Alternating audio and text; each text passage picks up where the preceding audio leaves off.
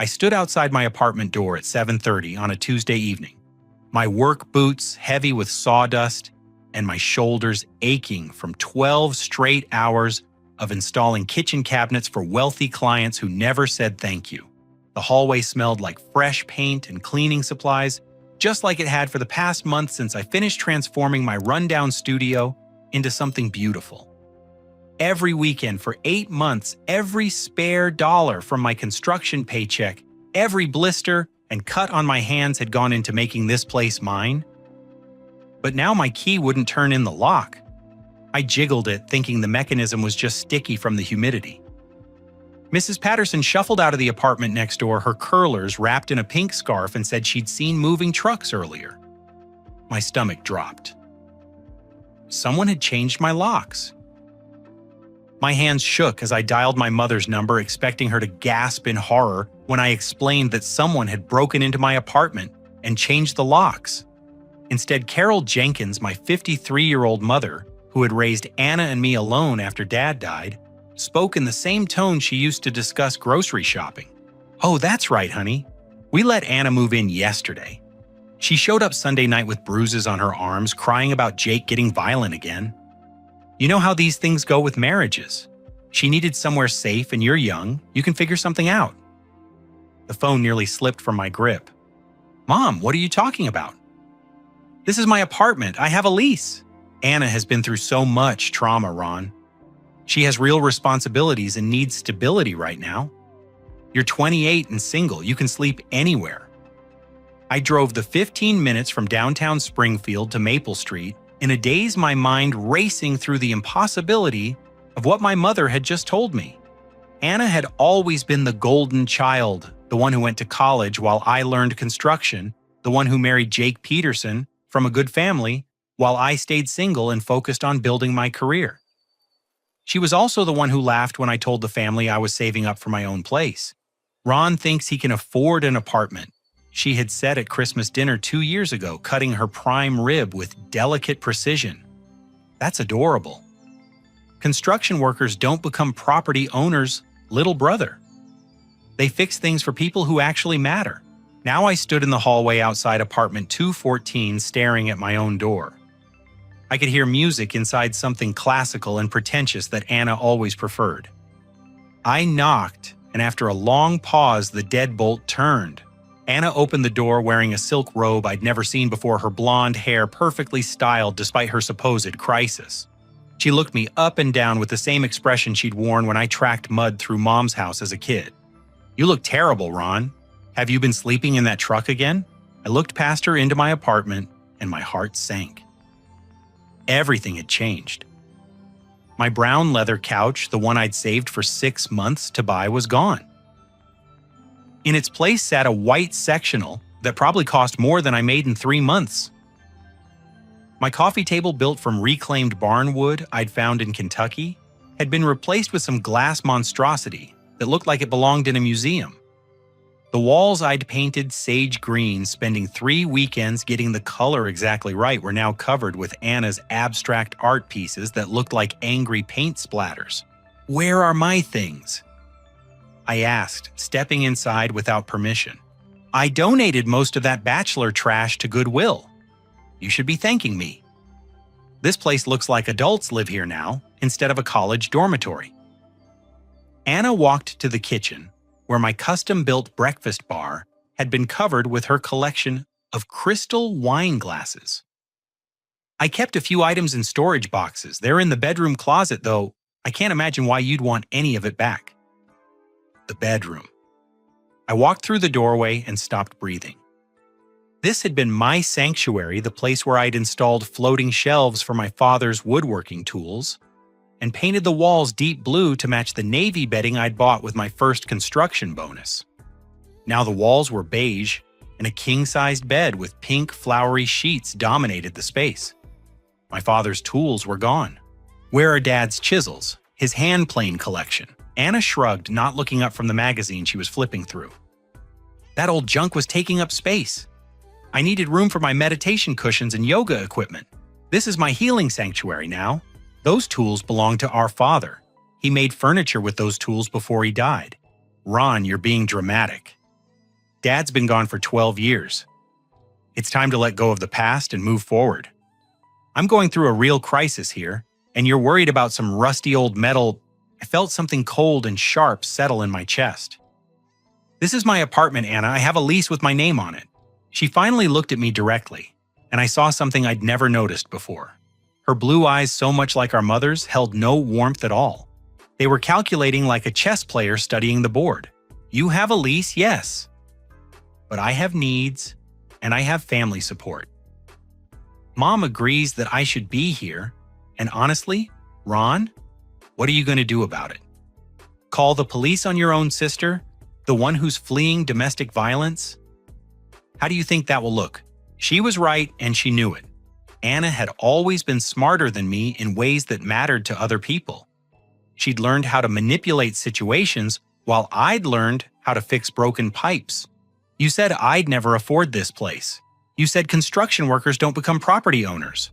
Anna smiled the same smile she'd given me when she broke my G.I. Joe figures when I was 7 and convinced Mom I'd done it myself. And look how right I was. Here you are, still a construction worker, and I'm the one living in your apartment. Some things never change, little brother. The Springfield Police Department on Main Street looked like every small-town police station in America, with its brick facade and flag hanging limply in the humid evening air. I pushed through the glass doors carrying my lease agreement, my bank statements, and every receipt I could find proving this apartment belonged to me. The fluorescent lights buzzed overhead as I approached the front desk, where Officer Martinez, a stocky man with graying temples, looked up from his paperwork. I need to report a break-in and theft, I said, sliding my documents across the counter. Someone changed the locks on my apartment and moved in without permission. Officer Martinez examined my lease with the tired expression of someone who'd seen too many family disputes. Says here the apartment is leased to Ron Jenkins. That's you. Yes, sir. I've been living there for 8 months. I just finished renovating the whole place. And who's in the apartment now? My sister, Anna Peterson. She changed the locks while I was at work and claims she's staying there because she's going through a divorce. Officer Martinez set down my lease and leaned back in his chair. Mr. Jenkins, does your sister have a key to the apartment?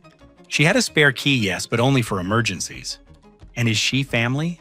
I could see where this was heading. Yes, but that doesn't give her the right to take over my apartment. Actually, sir, it does complicate things. Since your sister had lawful access to the property and she's family, this becomes a civil matter rather than criminal breaking and entering. You'll need to resolve this through the courts or work it out with your landlord. My hands clenched into fists. So anyone can just move into someone else's apartment as long as they're related? Mr. Jenkins, I understand your frustration, but our hands are tied. Now, if she had broken down the door or if there was evidence of forced entry, that would be different. But she used a key you gave her. I left the police station feeling like I'd been punched in the gut. The summer air felt thick and oppressive as I sat in my pickup truck, staring at the lease that apparently meant nothing. My phone buzzed with a text message. Ron, this is Patricia Wells, Anna's attorney. Please cease all harassment of my client immediately.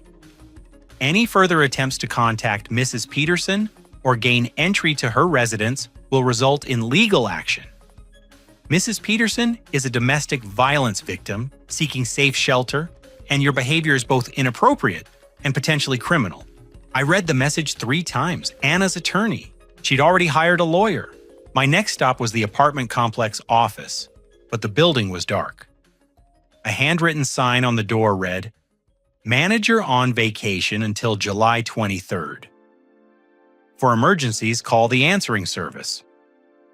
Mr. Thompson, the property manager who'd been so helpful when I signed my lease, was somewhere in Florida for 2 weeks.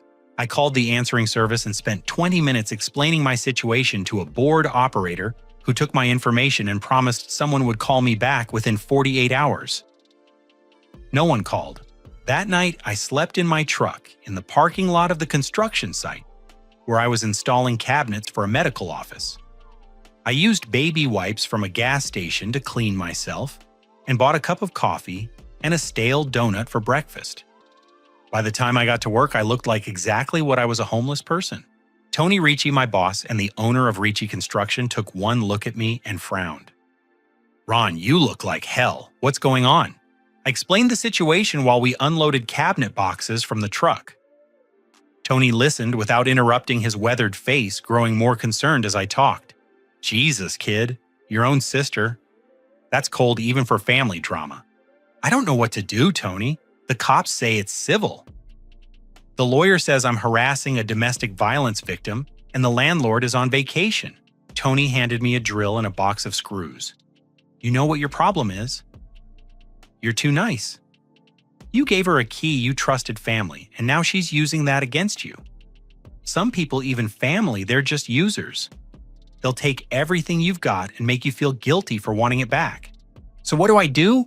Fight back, but not the way she expects. She's playing games, so you need to get better at the game than she is." The morning passed in a blur of measurements and drilling, but I couldn't focus. Every time my phone buzzed, I hoped it was Mr. Thompson calling me back. Instead, it was my Uncle Brian. "Ron, what the hell is wrong with you?" Anna called me crying, saying you're trying to kick her out while she's running from an abusive husband. "I'm the one who got you this job, boy. Don't make me regret that recommendation." "Uncle Brian, that's not what happened. She stole my apartment." "She's family, Ron. Family helps family. If you can't understand that, maybe you're not the man I thought you were." The call ended before I could respond. I realized Anna wasn't just taking my apartment. She was taking my reputation, my family relationships, and my job security. She'd turned my own support system against me with a few carefully placed phone calls. That afternoon, my phone rang with a number I didn't recognize. "Mr. Jenkins. This is Patricia Wells, attorney for Mrs. Peterson. I understand you've been harassing my client and attempting to interfere with her housing situation." "I haven't been harassing anyone. It's my apartment." Mr. Jenkins, Mrs. Peterson, is a domestic violence survivor who has established residency in that apartment with the support of her family. Any attempt to remove her could be considered criminal harassment of a protected person. I'm advising you to cease all contact with Mrs. Peterson and find alternative housing immediately. She changed my locks. She threw away my belongings. Mrs. Peterson has informed me that she improved the living conditions of the apartment and donated some unwanted items to charity. She's been paying rent and has every right to make the space habitable for someone escaping an abusive situation. Paying rent, that was impossible. Anna had never paid for anything in her life. I'd like to see proof that she's been paying rent. Mr. Jenkins, Mrs. Peterson's financial arrangements are not your concern. I'm sending a cease and desist letter to your last known address. Any violation of this order will result in a restraining order and possible criminal charges. The lawyer hung up and I sat in my truck staring at my phone. In less than 24 hours, Anna had convinced the police I was a harasser, hired a lawyer to threaten me, turned my family against me, and apparently created some kind of paper trail showing she'd been paying rent on my apartment. I'd spent 8 months renovating that place, 8 months turning a shabby studio into something beautiful. I'd installed new flooring, painted every wall, fixed the plumbing, and upgraded the electrical outlets. I'd put in a custom breakfast bar and built shelves that fit the space perfectly. Every detail had been planned and executed with my own hands, and Anna had destroyed it all in a single day. 3 days later, I was eating lunch alone at Murphy's Diner when Dave Kowalski slid into the booth across from me. Dave and I had known each other since high school, and he worked nights as a bartender at Flanagan's Pub downtown. His expression was troubled as he ordered coffee from the waitress. "Ron, I heard about your situation with Anna. That's messed up, man." "Yeah, well, family is family, right?" I stabbed at my meatloaf, having lost most of my appetite since this whole nightmare began. "Actually, that's why I wanted to talk to you. I overheard something last Friday night that you need to know about." I looked up from my plate. Dave had that expression he got when he was about to deliver bad news, the same look he'd worn when he told me my high school girlfriend was cheating on me. Jake Peterson was at the bar with his buddy Trevor, and they'd been drinking for a while. You know how guys get when they've had too much whiskey and start running their mouths? What did Jake say? He was bragging about some kind of real estate deal. Said he and Anna had been planning something for months, researching property values in your neighborhood. Apparently, all that renovation work you did increased the apartment's value by about $40,000. The meatloaf turned to sawdust in my mouth. What do you mean planning? Jake said Anna's been watching your renovation progress, taking pictures, getting estimates on what improvements like yours cost. They figured out that your apartment is now worth way more than what you're paying in rent, and they want a piece of it. Dave leaned forward, lowering his voice, even though the diner was nearly empty. Here's the really sick part, Ron. The whole domestic violence thing is fake. Anna and Jake aren't getting divorced. They're pretending to separate so Anna can establish residency in your apartment, claim tenant rights, and then force you to sell the lease or something. Jake was laughing about how they researched tenant law and found some loophole. My coffee cup slipped from my hands and shattered against the floor, sending brown liquids splashing across the linoleum. The waitress hurried over with a mop, but I barely noticed. They're still together, very much together. Jake said the plan is for Anna to stay in the apartment for 6 months, establish legal residency, then claim common law tenant rights or some legal thing their lawyer explained. Once she's got legal standing, they'll force some kind of buyout situation where you have to sell and they get a cut of the profits. I thought about all the improvements I'd made, all the money I'd invested, all the sweat equity I'd put into that place. $40,000 in added value. Anna and Jake wanted to steal half of that through some legal scam. There's more, Dave continued. Jake said Anna's been documenting everything, taking pictures of the apartment's condition, keeping records of her supposed rent payments. She's building some kind of case to prove she's a legitimate tenant. She told her lawyer she's been paying rent, but I never received any money from her. Right, but Jake was laughing about money orders, said Anna's been buying money orders and keeping copies to show she's been sending rent payments somewhere. Doesn't matter if you actually received them, just that she can prove she tried to pay. The pieces started falling into place. Anna had been planning this for months, watching my renovation progress, researching the legal angles, setting up her fake domestic violence story. She'd probably copied my keys during one of her visits, maybe when she helped me move my tool collection to the apartment back in February. Dave, did Jake say anything else? Yeah, he mentioned some paralegal guy Anna's been dating. Someone who's been giving her legal advice about tenant rights and property law. Jake thought it was hilarious that Anna's been playing you and this other guy at the same time. A paralegal boyfriend. That explained how Anna had gotten a lawyer so quickly. How she'd known exactly what to say to the police. How she'd crafted her story to make me look like the aggressor. I paid for my lunch and drove straight to my apartment complex. I needed to see what Anna had been doing, needed to understand how extensive this scheme really was. I parked across the street and watched the building for an hour. At 2:30, Anna emerged wearing a sundress and carrying a briefcase, looking nothing like a traumatized domestic violence victim. She got into her red Camaro, the same car Jake had bought her for their anniversary 6 months ago, and drove away. I waited another 30 minutes, then approached Mrs. Patterson, who was watering plants on her balcony. Excuse me, Mrs. Patterson. I'm Ron Jenkins from apartment 214. I was wondering if you'd noticed anything unusual lately. Oh, Ron, dear. I'm so sorry about your sister's situation. She seems like such a sweet girl going through such a difficult time. What has she told you about her situation? Well, she explained that her husband had been hitting her, and she needed somewhere safe to stay. She said you generously offered your apartment while you stayed with friends. Such a kind brother you are. Generously offered. Anna had been spreading lies to everyone in the building, making herself look like a victim, and me look like a willing accomplice. Mrs. Patterson, has my sister had any visitors? Oh yes, several people have been coming by to support her. There was a young man yesterday, very professional looking.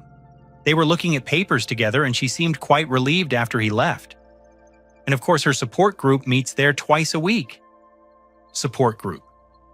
Anna was holding meetings in my apartment, establishing herself as a permanent resident while building a network of witnesses who could testify that she lived there.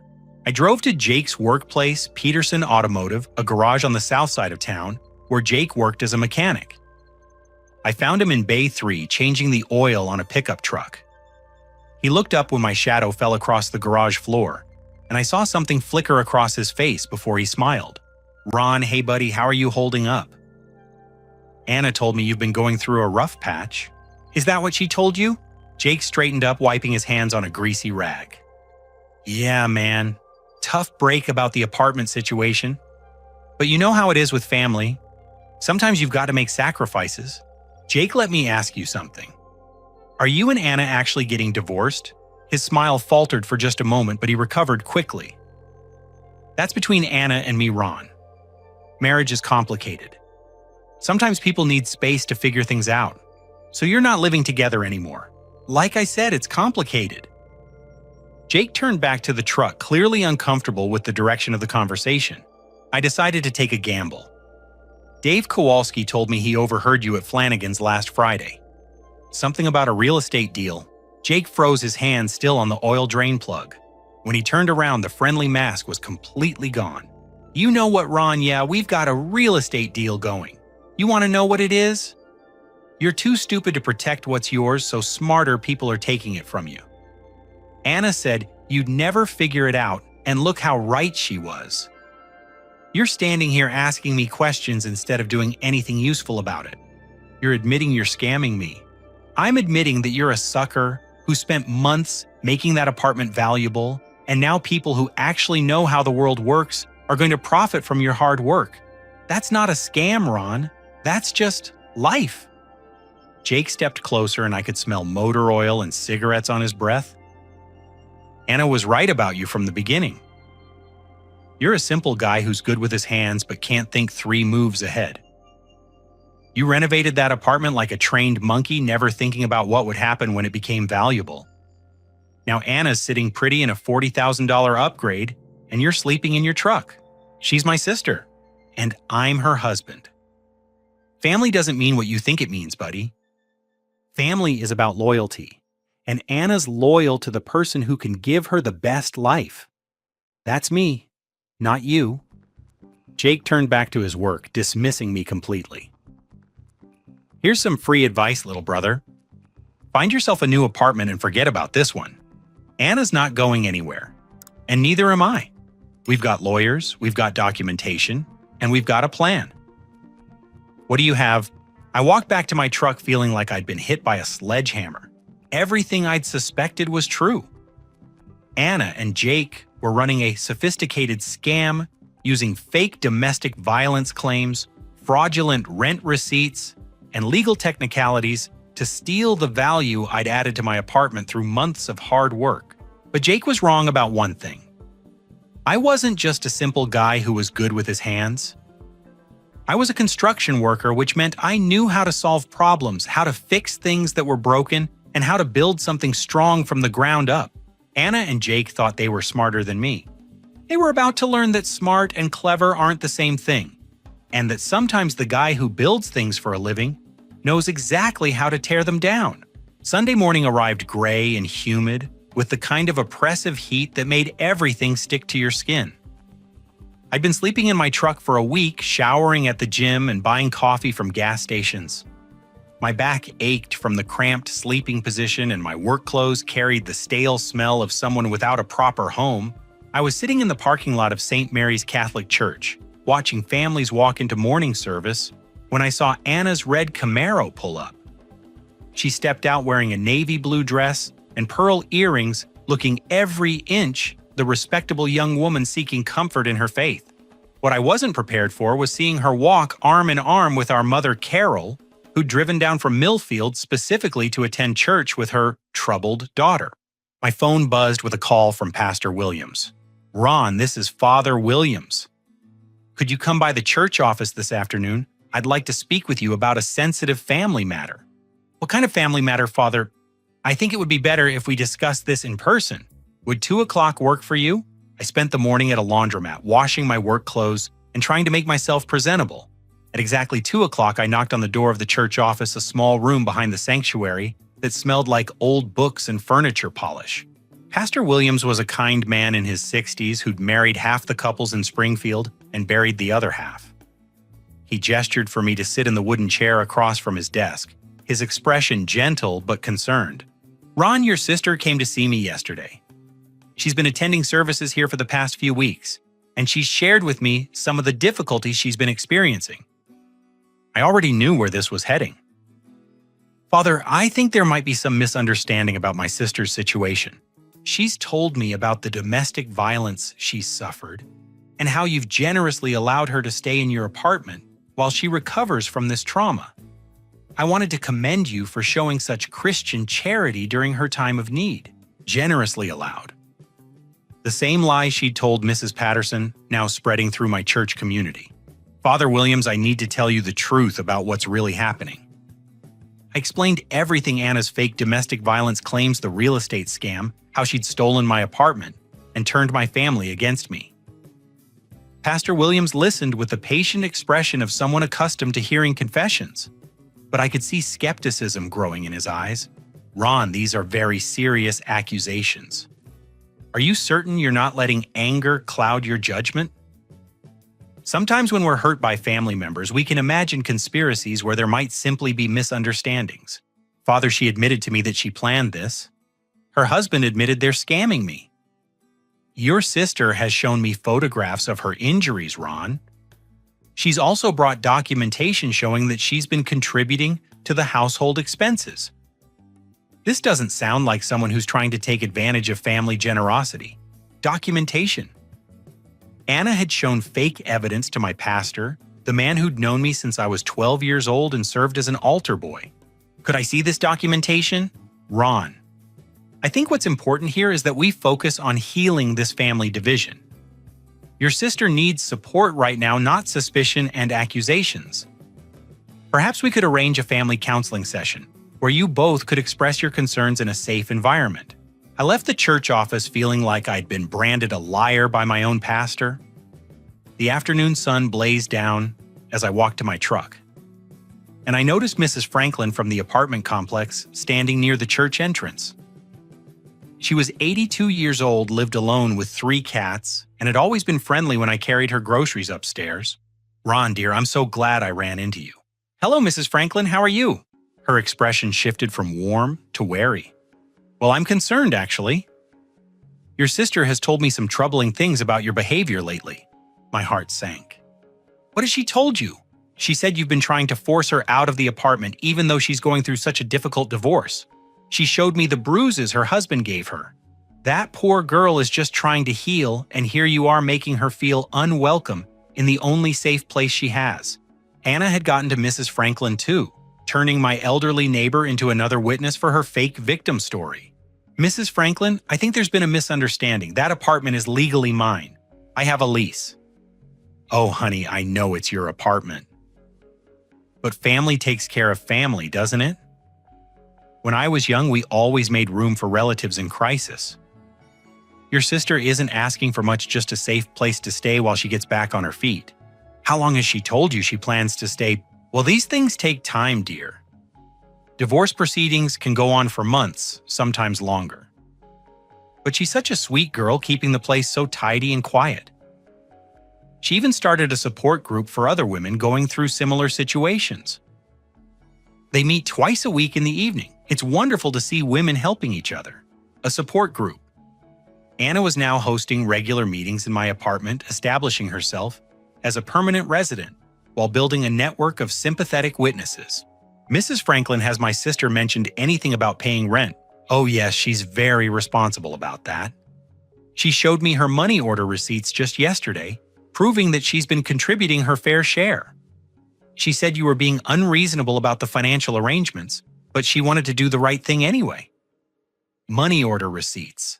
Anna was showing fake evidence to everyone in the building, creating the impression that she was a legitimate paying tenant who was being harassed by an unreasonable landlord. That evening, I parked across the street from the apartment complex and watched women arriving for Anna's support group meeting. I counted 8 cars, including 2 minivans and a pickup truck.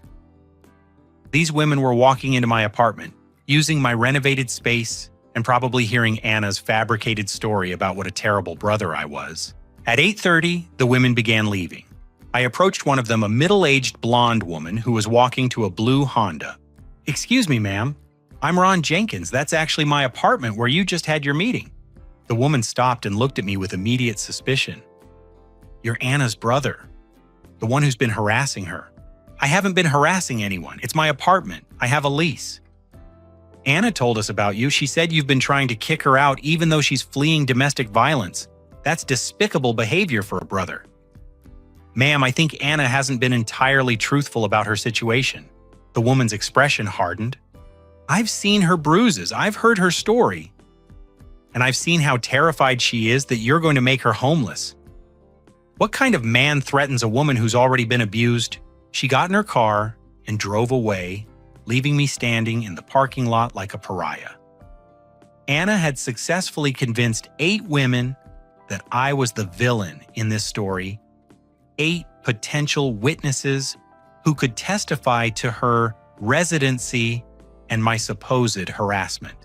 My phone rang. It was my cousin Jennifer calling from Ohio. Ron, Mom just called me about your situation with Anna. What's wrong with you? How can you even think about making her homeless when she's running from an abusive husband? Jennifer, that's not what's happening. Anna is lying about the domestic violence. She has bruises, Ron. Mom saw them. Pastor Williams saw them. Are you calling all these people liars?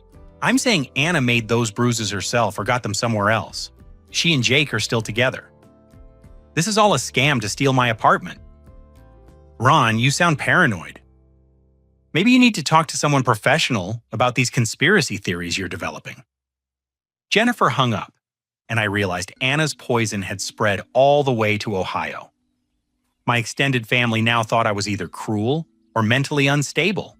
The next morning, I arrived at work to find Tony waiting for me with a grim expression. Ron, we need to talk. He led me away from the other workers to his truck parked behind the building.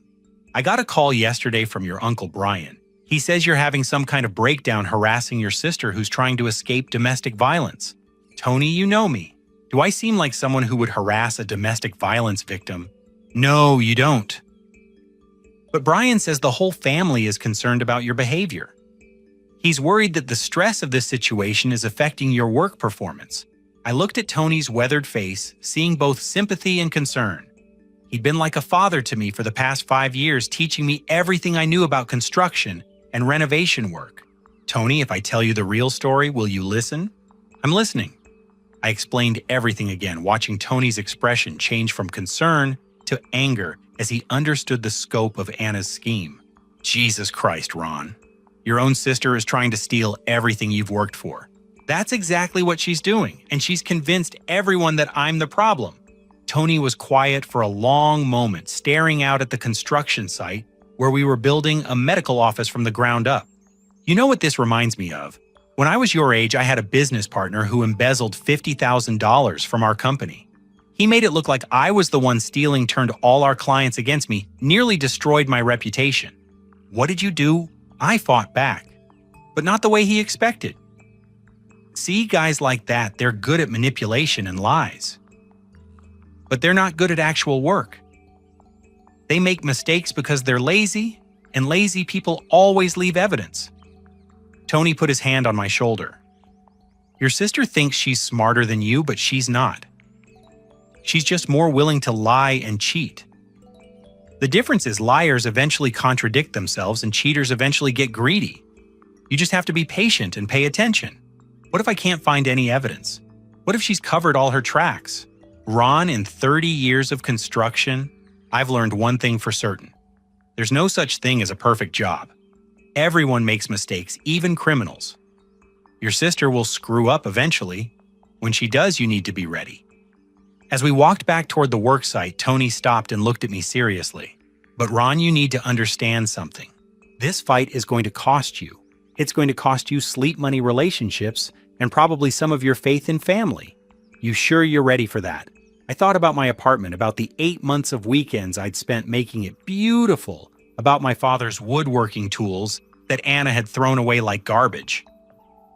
I thought about sleeping in my truck while she hosted support group meetings in the space I'd built with my own hands.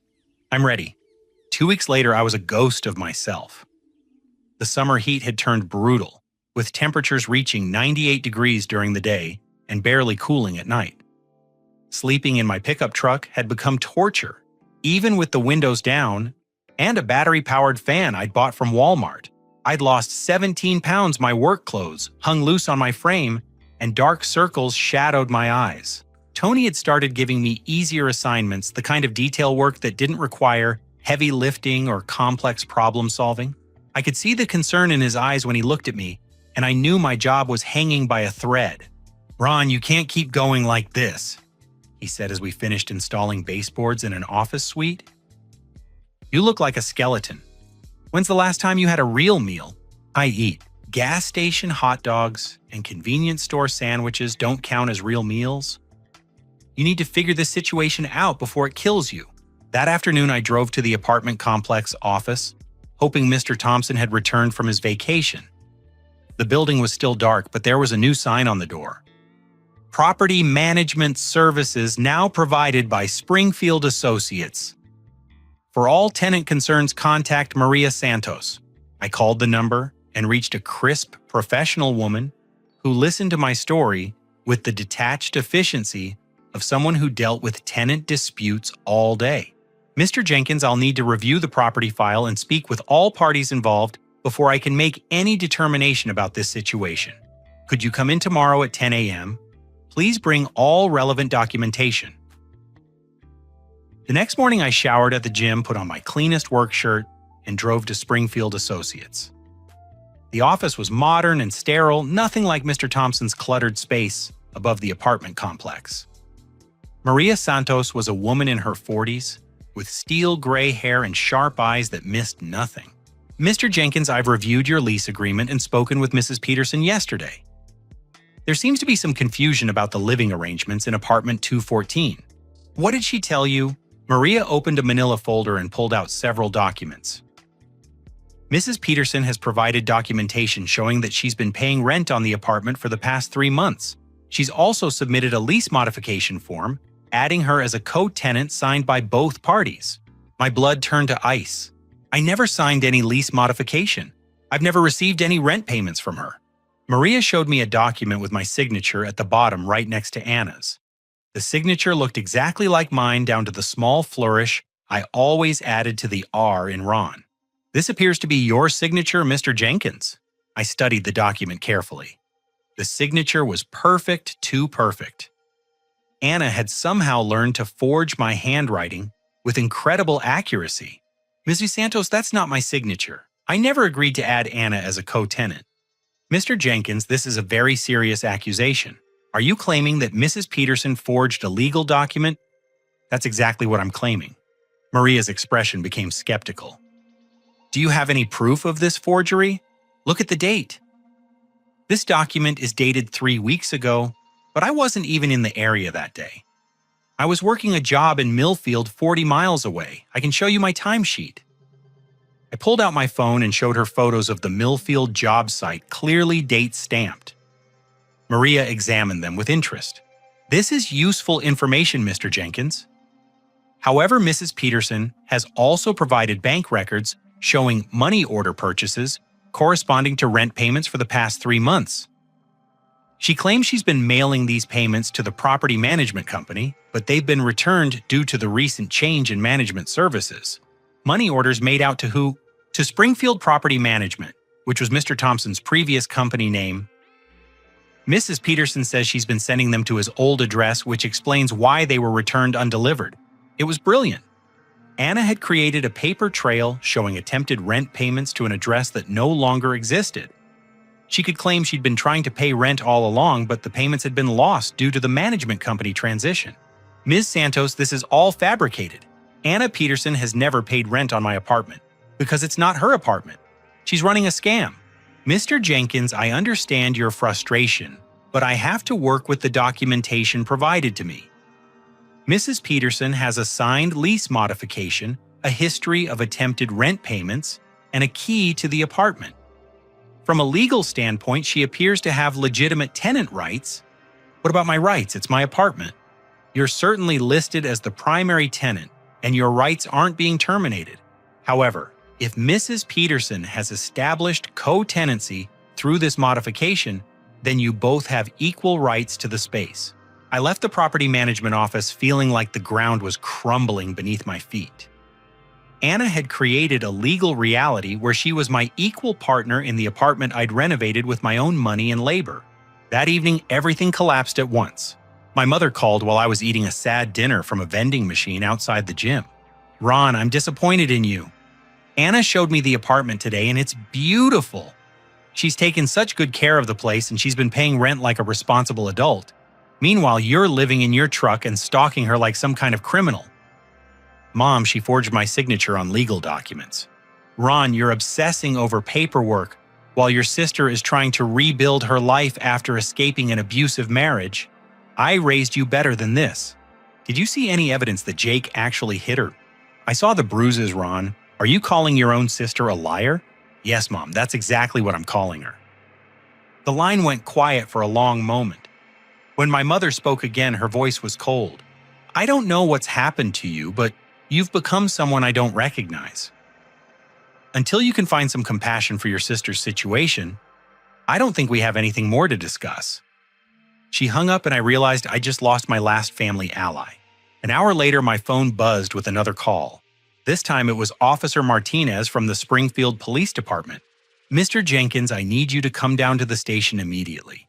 Mrs. Peterson has filed a formal complaint against you for harassment and stalking." "What harassment? I haven't even talked to her in over a week." "Mrs. Peterson claims you've been calling her workplace, driving by the apartment at all hours, and leaving threatening voicemails on her phone. She has documentation of these incidents and witnesses who can corroborate her claims." "Officer Martinez, I haven't called her workplace or left any voicemails.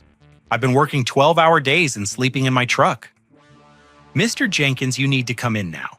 Mrs. Peterson is requesting a restraining order, and there's enough evidence here to support criminal charges if this behavior continues.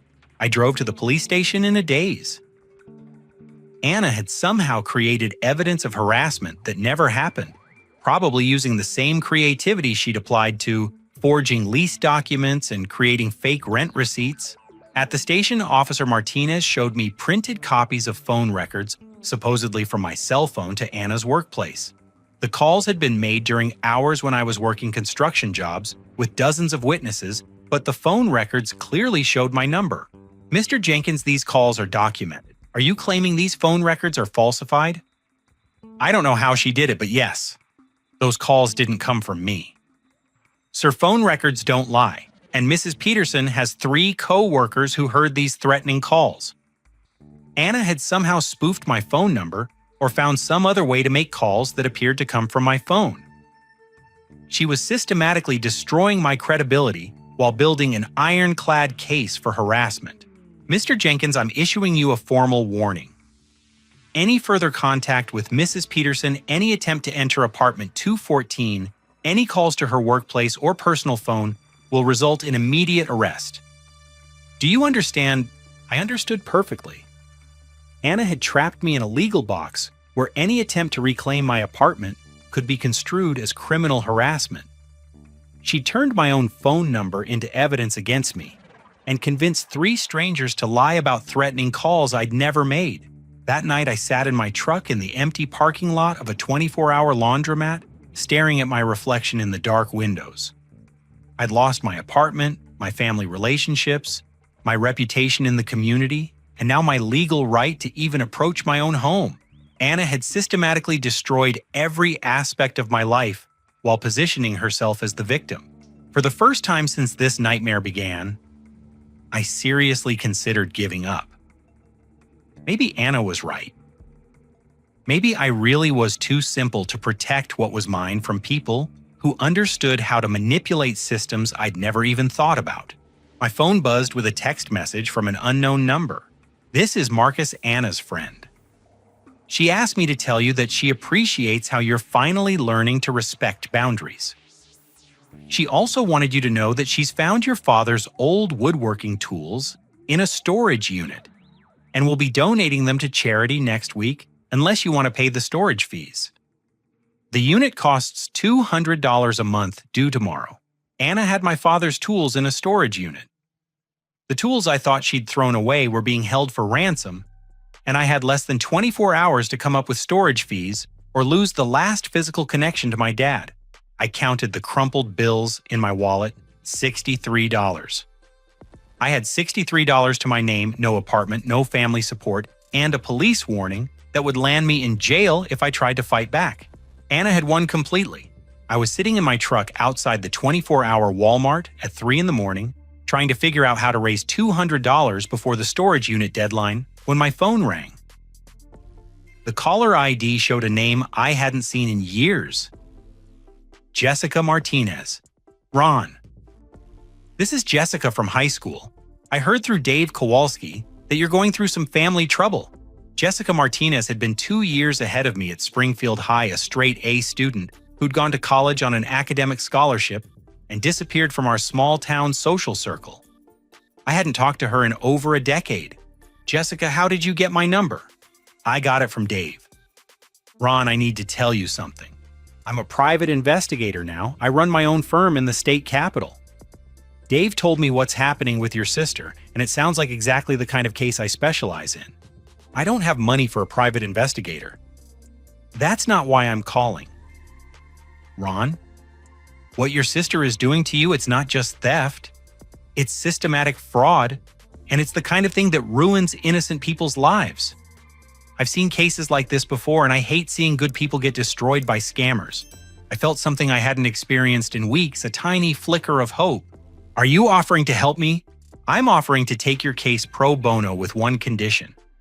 If we recover any money or assets from your sister's scam, I get 20% of whatever we collect. If we don't recover anything, you don't owe me a penny. Jessica, why would you do this for someone you barely knew in high school? Because I know what it's like to be the underdog, Ron. And because my job has taught me that sometimes good people need someone who understands how these scams work. 3 hours later, Jessica picked me up in a black Honda Civic and drove me to a Denny's restaurant where we could talk privately.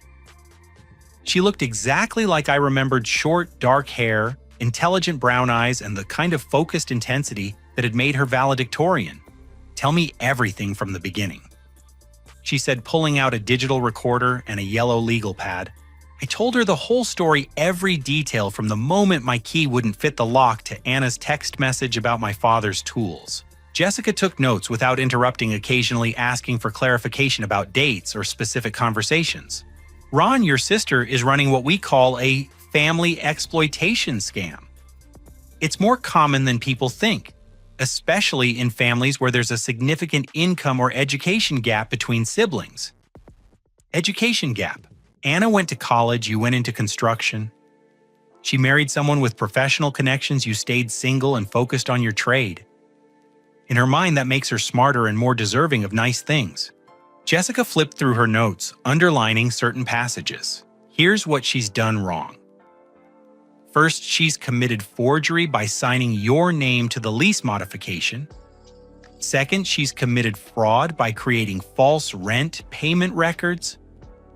Third, she's filed false police reports by claiming harassment that never happened. Fourth, she's committed identity theft by spoofing your phone number. Can we prove any of that? That's where it gets interesting. Your sister made several mistakes because she got greedy and impatient. Jessica pulled out her laptop and opened several browser windows. I spent yesterday doing background research on Anna and Jake Peterson. Want to know what I found? I leaned forward as Jessica showed me her computer screen. First, Anna has a history of this kind of behavior. 5 years ago, she was charged with identity theft for opening credit cards in her roommate's name. The charges were dropped when her parents paid restitution, but the arrest record still exists. My parents never told me about that. They probably didn't want to damage Anna's reputation. But here's the interesting part: the roommate was also a woman going through a divorce who needed temporary housing. Anna used the same fake domestic violence story to gain sympathy, then stole her roommate's financial identity. Jessica opened another window showing social media screenshots. Second, Jake Peterson is an idiot who posts everything on Facebook. Look at these photos from last weekend. The screen showed pictures of Jake and Anna at a lakeside resort, laughing and drinking cocktails. Anna was wearing a white bikini and had no visible bruises anywhere on her body. Jake had tagged the location as romantic getaway with my beautiful wife. They're not separated at all. This post was made 3 days after Anna filed the harassment complaint, claiming she was terrified of Jake's violence. But what about the bruises everyone saw? Jessica smiled grimly. There are a dozen ways to create convincing fake bruises, from makeup to hitting yourself with a rubber mallet. Anna probably researched techniques online and practiced until she could create realistic-looking injuries. You said she made other mistakes. Oh, she made a big one. The fake phone calls to her workplace. I pulled the phone records from your cell carrier. Those calls were made using a spoofing app, but Anna was sloppy about covering her digital tracks. Jessica showed me a complex spreadsheet with numbers and timestamps. The spoofed calls originated from Jake's cell phone using an app called Call Mask. But here's the beautiful part: Jake forgot to turn off his location services. Every time he made a fake call using your number, his phone logged the GPS coordinates. What does that prove? It proves Jake was at Anna's workplace when the threatening calls were supposedly coming from your phone. And since you were working construction jobs 40 miles away with time-stamped photos, it proves the calls were fabricated. I felt energy returning to my body for the first time in weeks. Is that enough evidence to stop them? It's enough evidence to put them both in prison, Ron. But more importantly, it's enough evidence to get your apartment back and recover damages for everything they've stolen from you. Jessica closed her laptop and looked at me seriously. But before we move forward, you need to understand that this is going to get ugly. When Anna realizes we've caught her, she's going to escalate. She'll probably try to claim you're stalking her, that you're dangerous, that this investigation is part of your harassment campaign. What do I do if she does that? You let me handle it. Starting right now, you don't contact Anna, you don't go near the apartment, you don't respond to any provocations. I'm going to build an airtight case, and then we're going to hand it to the district attorney's office, along with enough evidence to get criminal charges filed. Jessica gathered her papers and stood up. Ron, I need you to go stay with a friend or get a motel room for the next few days. Give me 72 hours to put together a complete evidence package. When I'm done, Anna and Jake are going to wish they'd never heard your name. What about my father's tools? She wants $200 for the storage unit. Don't pay it. I guarantee you that storage unit is either empty or full of worthless junk. Anna is just trying to get money out of you while she still can.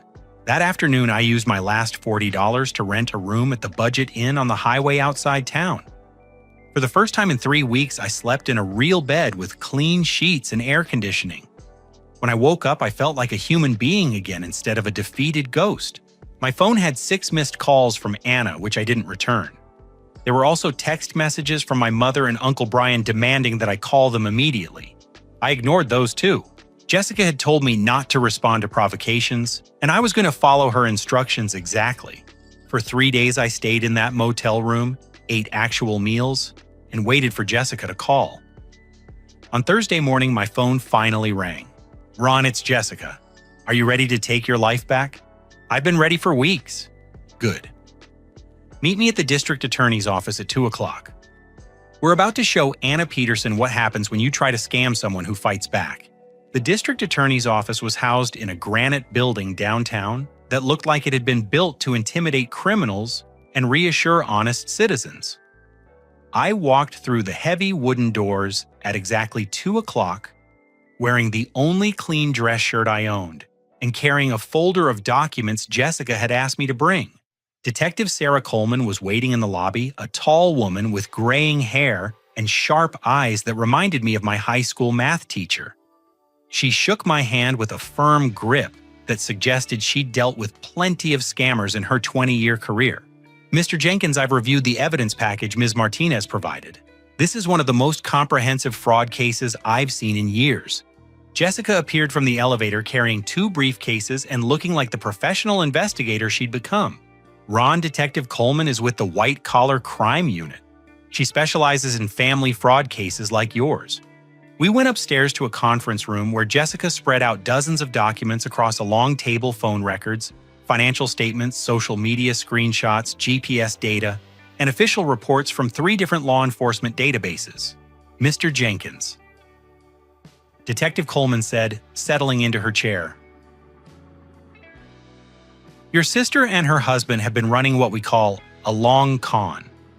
They've been planning this scam for at least 6 months, possibly longer. 6 months? Jessica opened her laptop and showed me a timeline she'd constructed.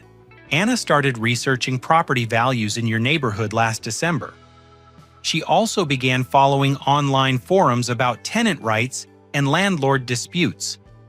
In February, she volunteered to help you move your tools so she could make copies of your keys. In March, she started seeing a paralegal named Marcus Webb, who gave her legal advice about establishing residency. Wait, I interrupted. Marcus is a real person. Very real and very stupid. He's been giving Anna legal advice in exchange for sexual favors, not realizing that everything he told her constitutes conspiracy to commit fraud. Detective Coleman opened one of Jessica's files. In April, Anna and Jake opened a joint bank account specifically for this scam. They deposited money every week to buy the money orders they'd use as fake rent receipts. They also purchased the Call Mask app and tested it several times to make sure they could spoof your phone number convincingly. I felt sick. While I'd been working overtime to save money for apartment renovations, Anna and Jake had been planning to steal everything I was building. The domestic violence story was planned too. Jessica continued. Anna researched makeup techniques for creating fake bruises and practiced on herself until she could produce convincing injuries. She also studied domestic violence law to understand exactly what kind of claims would generate the most sympathy. Detective Coleman leaned forward. Mr. Jenkins, yesterday afternoon, we executed search warrants on both Anna's current residence and Jake's auto shop. We found evidence of the makeup kit she used to create fake bruises, printed guides on tenant law, and a notebook where she practiced forging your signature.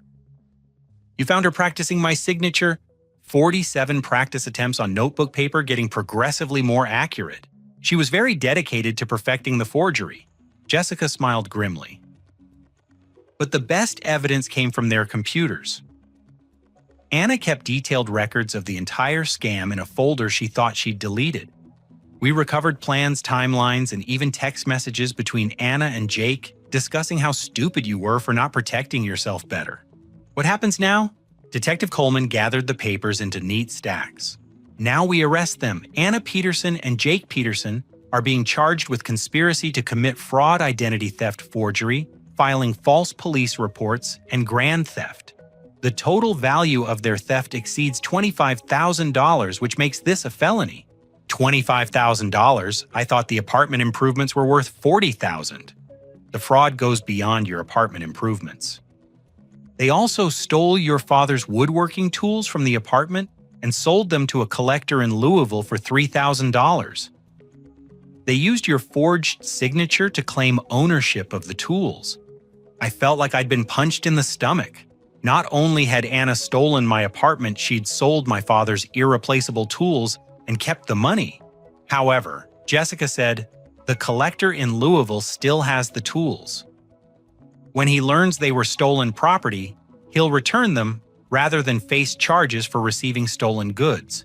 2 hours later, I stood in the hallway outside the courtroom where Anna and Jake were being arraigned. Through the small window in the door, I could see Anna sitting next to a public defender, her blonde hair pulled back severely and her face pale with shock.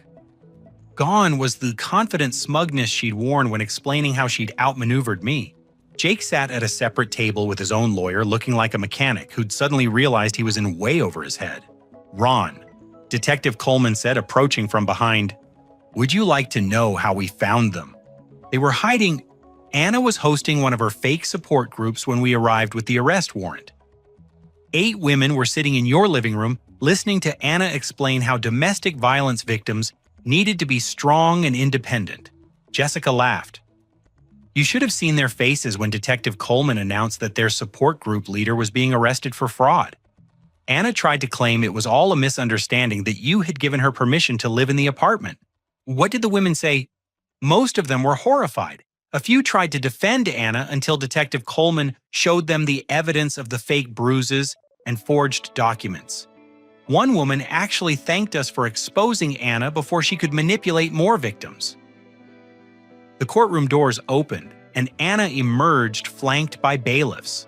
She was wearing handcuffs and an orange jumpsuit that made her look small and ordinary, instead of sophisticated and threatening.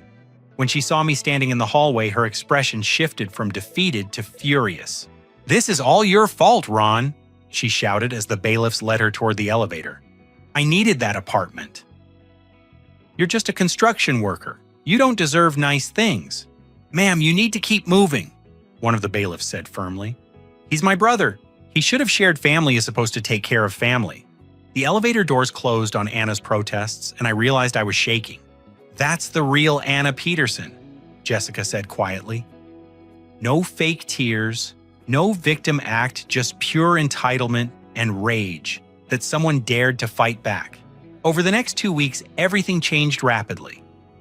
The apartment complex management company issued a formal apology and immediately restored my exclusive tenancy rights. They also offered to pay for professional cleaning and repairs to fix the damage Anna had done to my renovations. Anna and Jake's lawyer attempted to negotiate a plea deal, but Detective Coleman wasn't interested in anything less than full restitution plus criminal penalties. The evidence was too strong, and the fraud was too extensive. "They're looking at 3 to 5 years in prison," Jessica explained as we walked through my newly reclaimed apartment. "Anna will also have to pay full restitution for your lost wages, the cost of your motel stays, and damages for the emotional distress she caused." The apartment felt strange after weeks of absence. Anna had changed so much that I barely recognized the place I'd spent months renovating. But now, I could begin the process of making it mine again. What about my family? My mother still thinks Anna was the victim in all this.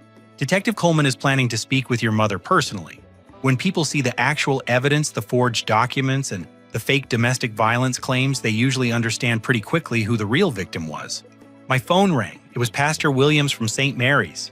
"Ron, I owe you an enormous apology. Detective Coleman showed me the evidence of your sister's fraud. I'm ashamed that I didn't listen to you more carefully." "It's okay, Father. Anna was very convincing. The church community would like to do something to help you rebuild. We're organizing a work day to help you restore your apartment, and we've taken up a collection to help cover your expenses during this difficult time." That weekend, 23 members of St. Mary's Catholic Church showed up at my apartment with paintbrushes, cleaning supplies, and enough food to feed a construction crew. Mrs. Franklin, the elderly neighbor Anna, had convinced I was a dangerous person, brought homemade cookies, and apologized for believing lies about my character. "I should have known better, dear. You've always been such a kind young man. Your sister was very persuasive, but evil often is." Tony arrived with a truck full of building supplies and his entire construction crew. "Consider this a company team-building exercise," he said with a grin. "Plus, I want to see what you can really do when you're not sleeping in your truck and eating gas station food." By Sunday evening, my apartment looked better than it ever had.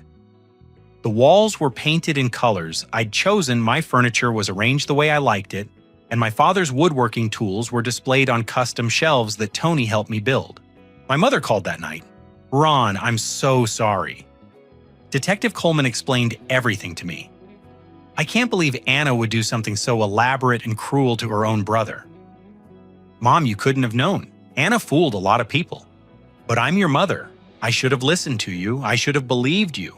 3 months later, Anna and Jake both pled guilty to all charges. Anna received 4 years in prison and was ordered to pay $38,000 in restitution. Jake received 3 years and was ordered to pay $15,000 for his part in the conspiracy. Marcus Webb, the paralegal who had provided legal advice, lost his job and his paralegal certification. He also received 2 years probation for his role in the fraud.